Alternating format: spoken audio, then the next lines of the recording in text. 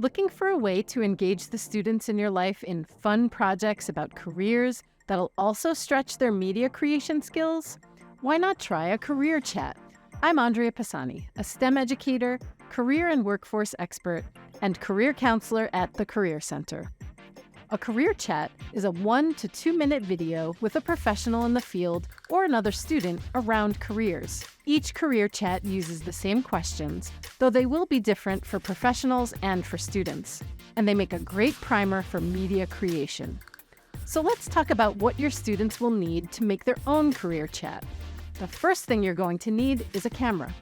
Many students have access to smart devices with cameras, and if they do, those will work great. If not, a computer with a webcam can work in a pinch. And of course, a dedicated video camera will work as well. So long as it can capture images and sound, it will work for this project. Second, you're going to want some kind of camera support. If you have access to a tripod that can hold smart devices, great. If not, a smartphone support can be easily made out of a paper cup by cutting a small slot in each side. If neither of these is an option, you can always have your student hand hold the camera. Third, a well-lit and quiet area to record in. The key to a good-looking video is lots of light.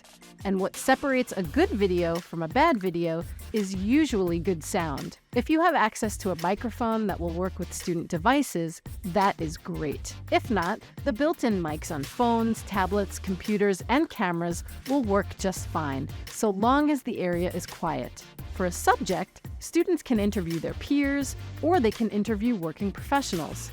Either way, the best subject is a willing one who is enthusiastic about being on camera and having a discussion. Lastly, you're going to need some way to edit the videos. Many social media applications offer in-app editing.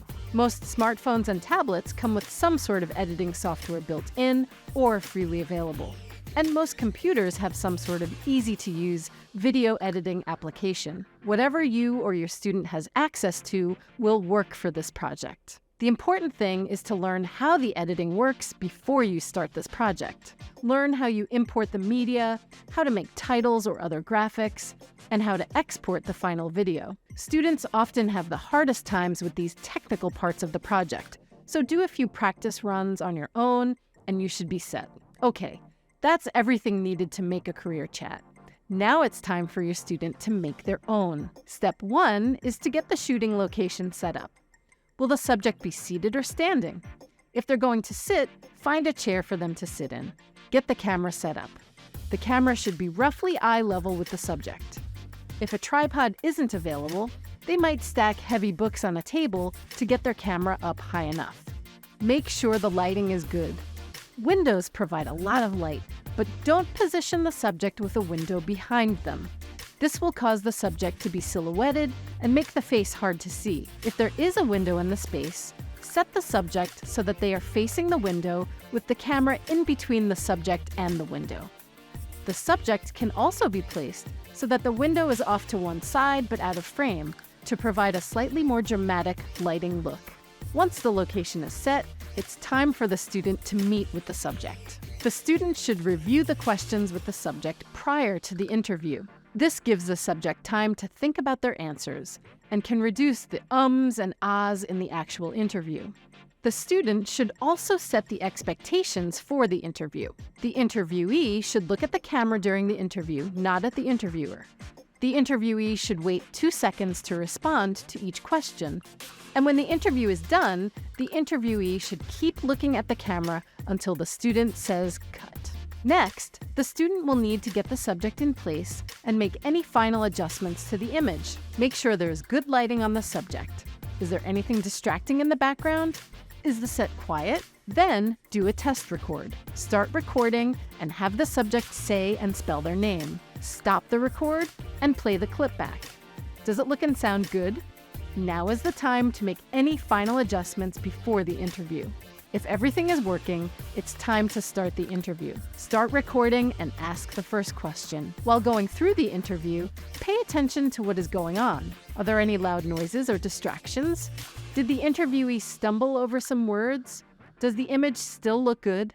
Once the student is happy with the interview, they can stop the record. They should quickly play back the video to make sure that it recorded. If all is well, they should thank their subject and let them go. Now it is time for post-production editing. Use whatever editor you or your student have access to create a Career Chat intro title, and then trim the first clip. Start the clip just before the interviewee answers the question and end it just after they answer. Then make titles for each question and alternate question slide, then answer until all of the questions and answers are done. Have the student review the video. Did everything turn out the way they want? Do they like the flow and timing of the video? Now is their time to make any changes. Maybe have a peer review to help workshop their video as a group. Once the student is happy with their video, it's time to share it with the world. We have a set of questions for peer career chats and professional career chats on our website, michiganlearning.org/careerchat. Once your student has made their career chat, send it to us at mlc@dptv.org or put it on social media and tag us at MichLearning. We want to share your media with the world. To find more lessons and see what's going on with the future of work on the Michigan Learning Channel, sign up for our newsletter at michiganlearning.org/subscribe.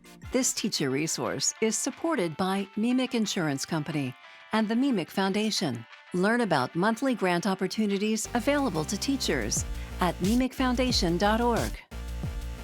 With additional support from